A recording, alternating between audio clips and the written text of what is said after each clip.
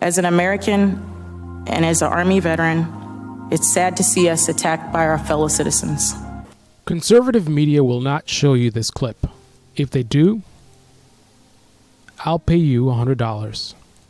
Ask yourself why I have such confidence that Blaze TV, Tim Pool, Steven Crowder, Ben Shapiro, maybe even Newsmax will not play this video.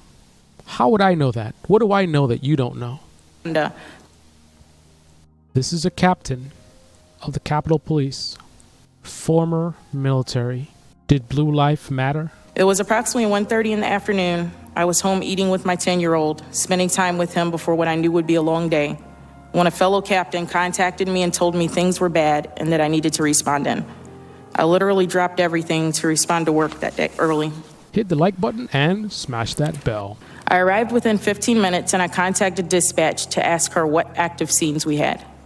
I was advised things were pretty bad. I asked where assistance was needed and was advised of 6 active scenes. There was an explosive device at the Democratic National Committee building, a second explosive device at the Republican National Committee building, and large hostile groups at different locations outside the Capitol building. I made my way through the crowd by yelling and pushing people out of my way until I saw Capitol Police civil disturbance units in riot gear in the hallway. They were holding the hallway to keep rioters from penetrating deeper into the building. I immediately jumped in line with them to assist with holding the crowd of rioters. At some point, my right arm got wedged between rioters and the railing along the wall. A CDU sergeant pulled my right arm free, and had he not, I'm certain it would have been broken. She's certain her arm would have been broken. Okay. Shortly after that, an officer was pushed and fell to the floor. I assisted the officer to a safer location and got back in line. At some point, the crowd breached the line officers worked so hard to maintain. Civil disturbance units began to redeploy to keep rioters from accessing other areas of the building. I proceeded to the rotunda where I noticed a heavy smoke-like residue and smelled what I believed to be military-grade CS gas, a familiar military-grade CS gas. Conservative media would rather focus on the fact that Officer Nick Sicknick was presumed killed by impact with a fire extinguisher. We have lots of video evidence of multiple fire extinguishers thrown at police officers. So I can understand why that was alleged. It was not confirmed. The news was reporting it as suspected that he was killed with a fire extinguisher. They later confirmed that he had actually died off scene. Apparently he had collapsed. At that time, mainstream media had reported, now of course none of this was reported by conservative media, but mainstream media had reported that they now suspected that he might have been somehow injured by bear spray. That was the suspicion. You won't be hearing about this on Steven Crowder or Ben Shapiro's channels or Blaze TV. familiar smell. It was mixed with fire extinguisher spray deployed by rioters. The rioters continued to deploy CS into the rotunda. Officers received a lot of gas exposure, which is worse inside the building than outside because there's nowhere for it to go. I received chemical burns to my face that still have not healed to this day. I witnessed officers being knocked to the ground and hit. Chemical burns to her face that has not healed to this day. Does bear spray or bear mace give you chemical burns? What did she get exposed to? Hit with various objects that were thrown by rioters. I was unable to determine exactly what those objects were. I immediately assumed command in the rotunda and called for additional assets. Officers began to push the crowd out the door. After a couple hours, officers cleared the rotunda, but had to physically hold the door closed because it had been broken by the rioters. Officers begged me for relief as they were unsure how long they could physically hold the door closed, with the crowd continually banging on the outside of the door, attempting to gain re-entry. Eventually, officers were able to secure the door with furniture and other objects. The night of January 7th into the very early morning hours of my birthday, January 8th, I spent at the hospital comforting the family of our fallen officer and met with the medical examiner's office prior to working with fellow officers to facilitate a motorcade to transport Officer Sicknick from the hospital. Of the multitude of events I've worked in my nearly 19-year career in the department, this was by far the worst of the worst. CS gas. Burn the mucous membranes so that the eyes, nose, and throat are left with lasting impairment for up to 3 months to fight viral infections. So here's the toxicity report on CS gas. Quote, no human deaths had been reported, but concluded that the lethality of CS used would have been determined mainly by 2 factors: whether gas masks were used and whether the occupants were trapped in a room. He suggests that if no gas masks were used and the occupants were trapped, then there is a distinct possibility that this kind of CS exposure can significantly contribute to or even cause lethal effects. CS gas can have a clastogenic effect, abnormal chromosome change, on mammalian cells, but no studies have linked to its miscarriages or stillbirths in Egypt. I apologize. Or stillbirths. In Egypt, CS gas was reported to be the cause of death of several protesters in Mahmoud Street near Tahrir Square during the November 2011 protests. The solvent in which CS is dissolved is classified as harmful by inhalation, irritating to the eyes and respiratory system, and repeated exposure may cause skin dryness or cracking. The Bahrain Independent Commission of Inquiry received information that a further 3 deaths may have been attributed to the use of CS gas. In severe cases, exposure to high concentrations of tear gas or exposure in enclosed spaces or for prolonged period of time can lead to death.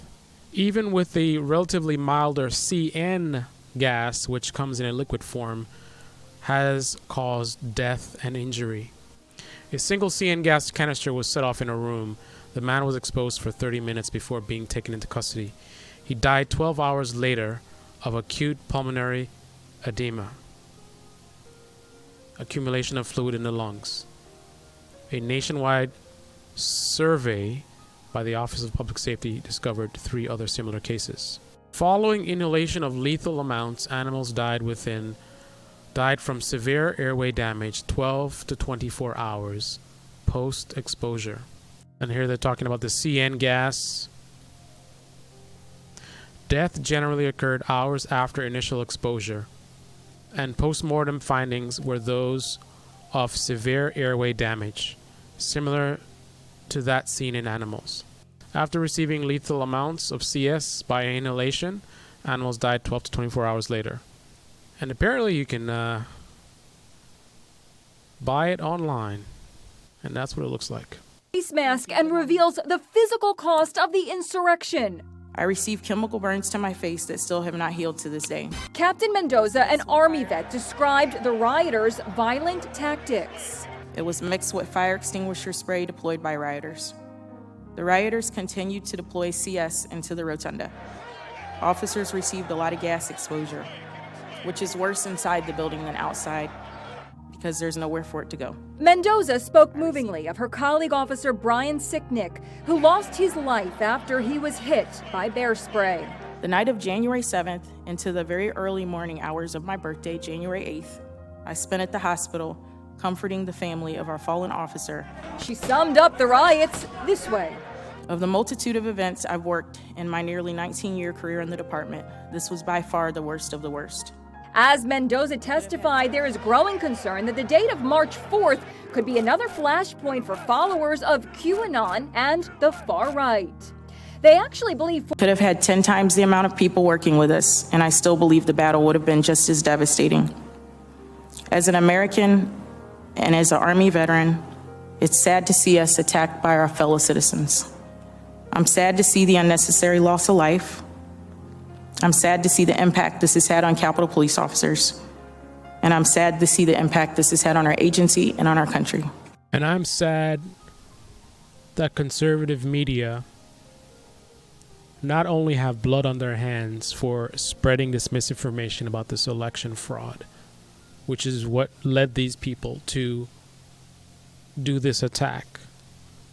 Conservative media playing around, playing games, all for views and money, just asking questions, being slick, and trying to pretend like they're just being curious and we should look into things and I don't know what this really is.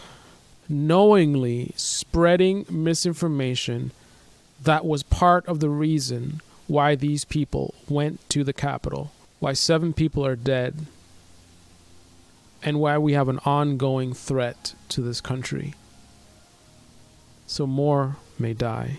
All for views, all for clicks, all so that Steven Crowder, Tim Pool, and Blaze TV can make a buck, feeding into their audience's paranoia. If you don't believe me, go look at their channels. See if they post this full video. They're probably not going to post any videos from today's hearings. And if they do, it's going to be extremely short. And they're going to spend most of the time talking about how it's nonsense or how the media, blah, blah, blah. They're going to spin. Ask yourself why they are not willing to show their audience the truth. Dozens of stories completely blacklisted and suppressed. Censorship out of control. I've been watching them blocking dozens and dozens of stories, completely not covering them, keeping their audience in a bubble, even though they know people have died because of these games and more very likely will die. Savages. That's what they are. Disgusting. This is the Debate Me channel. Debate Me in the comment section below. Click on the like button, subscribe, smash that bell. Be well. Links below. Go to these guys' channels and you come back and tell me, oh, I was wrong. They posted videos about the hearing and they posted this video.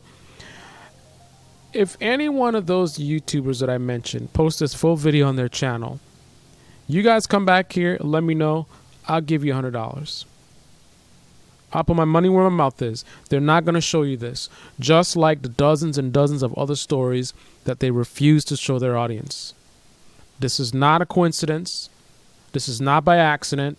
This is intentional manipulation, deception, driven by greed.